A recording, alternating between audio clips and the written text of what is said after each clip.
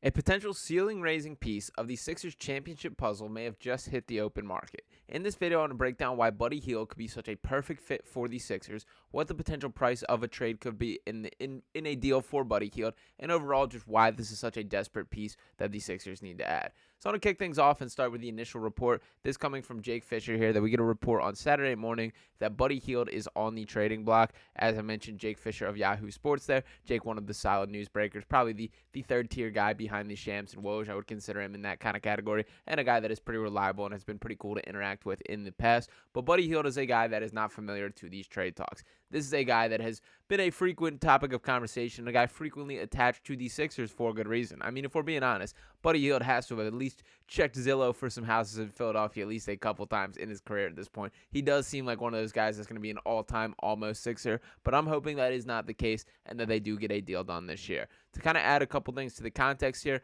I want to begin by speaking on why I think Buddy Hield is such a significant fit. That I'll begin with launching into these Sixers stats here. On the season this year, the Sixers making 11.9 three-point makes per game, which ranks 21st across the entire NBA. Their total three-pointers made at 415 ranks 26th in the league. Now, their three-point percentage at 36.6%, that is 17th in the league.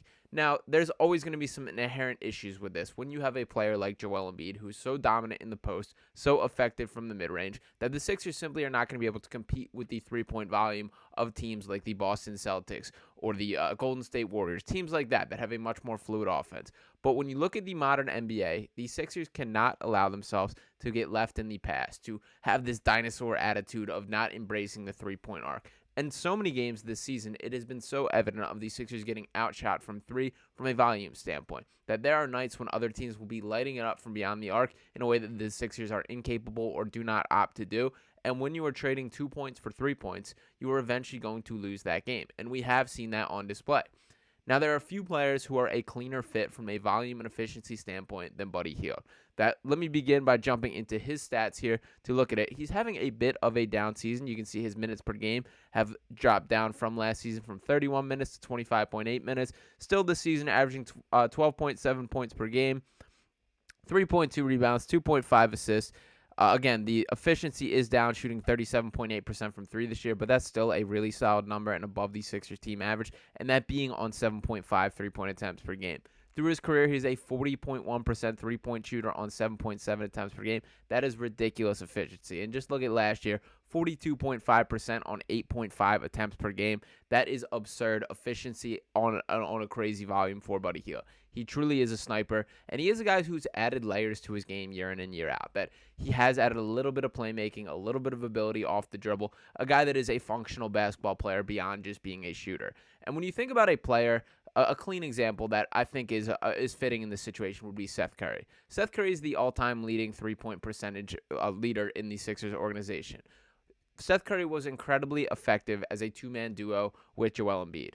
I think there's frankly more that can be done with Buddy Hield than was the case with Seth Curry, and that kind of efficiency, which was clearly on display during his time, is something that is evidence of why it could work. That two-man game, that off-the-dribble, Buddy Hield not quite as fluent with the off-the-dribble ability, but we talk about a J.J. Redick type role where he's flying around screens, shooting off movement. Those are absolutely things that Buddy can do. Now, when we have these trade conversations, I always bring up that it's very important to consider the contract because we know how the NBA works. You have to meet these numbers, and how the contractual number attached to these players honestly has more of an impact for making a deal than the player themselves. That you have to make the finances work, and you have to look at the long-term outlook. The Sixers have spoken so frequently about this cap space plan to keep their flexibility open and give them options for what to do this offseason, and Buddy Hield would not interrupt that plan whatsoever. That he is in the final year of his contract this year. He will be a free agent this offseason, making $18.5 million. That is a clean number for Buddy Hield. That is an effective number to reach a tradable contract as it is. From the Sixers side of things, that looks like one of the options of kind of the Marcus Morris, Robert Covington, or Nico Batum, although I think Batum is pretty much off limits at this point, but one of a Marcus Morris, a Robert Covington, and potentially a young player and draft pick. And to kind of hint some further evidence to Buddy Hield for what his value could be, we did get this window from Bleacher Report here, which was written, and it states, Hield has been mentioned as a trade candidate since before the 23-24 season started. Shams Charania of The Athletic and Stadium reported in September The Pacers and Heels started a dialogue to work on finding a potential trade partner after he didn't feel desired by the contract offer they brought to him. Per Michael Scotto of Hoops Hype, the Pacers' asking price for Hield as recently as November was a first-round pick and a rotation player. That is a perfectly fair price tag for Buddy Hield and something that I do genuinely believe the Sixers can reach. That when we're having all these conversations about what's the Sixers' missing piece, the Lauri Markkanen, the Zach LaVine, the DeMar DeRozan, all these different names have been thrown around. DeJounte Murray, another one.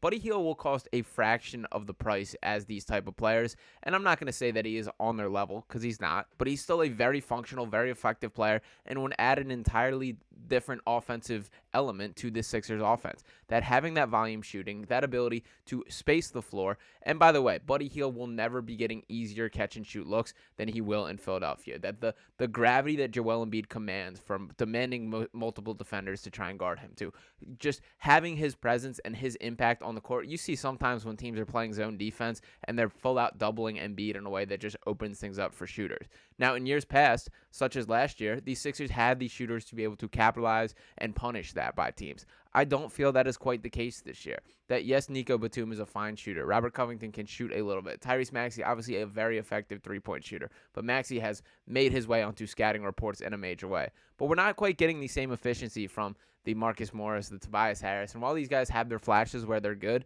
Buddy Hield is another level of potential shooter. That the way this guy can knock it down, the quick release, the shooting off movement, and just the high volume, quick decisions, it is all things that will fit so cleanly within the Sixers offense.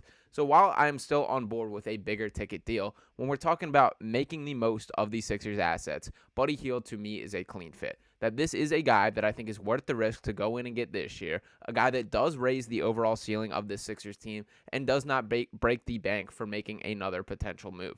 And especially when you take into consideration the contract, this cap space plan, that it gives the Sixers the flexibility to, if this does not work out, you can let Buddy walk at the end of the season and it is not a big deal. But I think there's a real chance where he earns a long-term opportunity and the Sixers re-sign him, and you have an opportunity to let him earn his value throughout the rest of the year. That is super appealing to me, and especially based on the fact that Buddy Hield would make the Sixers team better.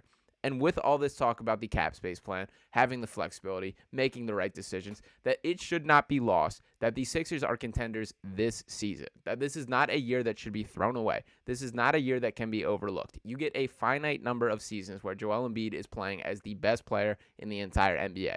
This year is one of them, and the Sixers would not be wise to allow that to slip away. So if Buddy Hield is a guy that you think could take this team to another level, and I'm saying right now that I feel that he is, then you should do everything in your power to go out and make that happen.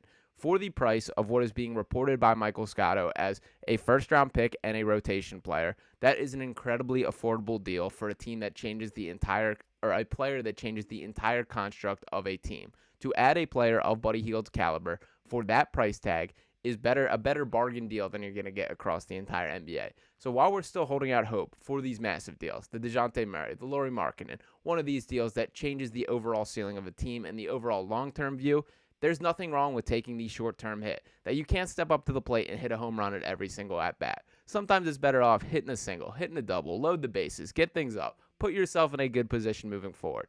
That's what this trade would do.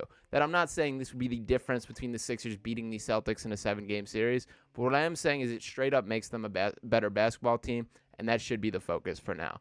That this does not prevent you from making more moves in the future. This is the type of smart move that I could see Daryl Morey doing. Make the basic move, make the right decision, and just continue improving your team. That you don't have to sit there and wait and only go for the blockbusters. Bring me Buddy Hield. Throw in one draft pick. Throw in a Marcus Morris. That is a very smart move for the Sixers and just changes the identity of this team. So while Buddy Hield has been one of these forever almost Sixers, a guy that we've had his name brought up year in and year out, that this could be a potential trade target, I do think this is the year that it should happen and could happen. And for me, I don't think it makes any sense why the Pacers are looking to deal Buddy Hield. That frankly, I think he's a perfect fit next to Tyrese Halliburton, and the way that they play their up-tempo pace, the way they push the ball, the way they get those transition 3-look opportunities. I don't understand moving on from Buddy, but it's clear that they have a young core. It's clear that they're trying to improve into win-now mode, and that Tyrese Halliburton has the absolute keys to that team. So if this is not a fit that they see in the long term there, and they do believe better by adding a rotation player, getting a draft pick is better suited, I want the Sixers to be the team to capitalize on that and take advantage. And you know what? I think Buddy is an even cleaner fit in Philadelphia than he would be with Indiana. That surround him with Joel Embiid, with Tyrese Maxey, and his game takes to a whole nother level. That we've seen shooters every single year get better just by having the gravity of Joel Embiid to play next to. When you already have a shooter the caliber of Buddy Hield, who once again averaged or is shooting 40.1% for his career on 7.7 three-point attempts per game. That is absurd efficiency, absurd volume. We're talking about this is a guy who shot 43% over the course of an entire NBA season. That does not happen. There is very limited number of players, very limited number of people on this planet who have the ability to shoot the ball like that. So the Sixers would be wise not to let this one slip away. I do want to hear your guys' thoughts. Are you as in on Buddy Hield as I am? Let me know in the comments. Make sure to smash that subscribe button, drop a like on this video, and I'll be talking with you next time right here on Sixers Digest. Peace.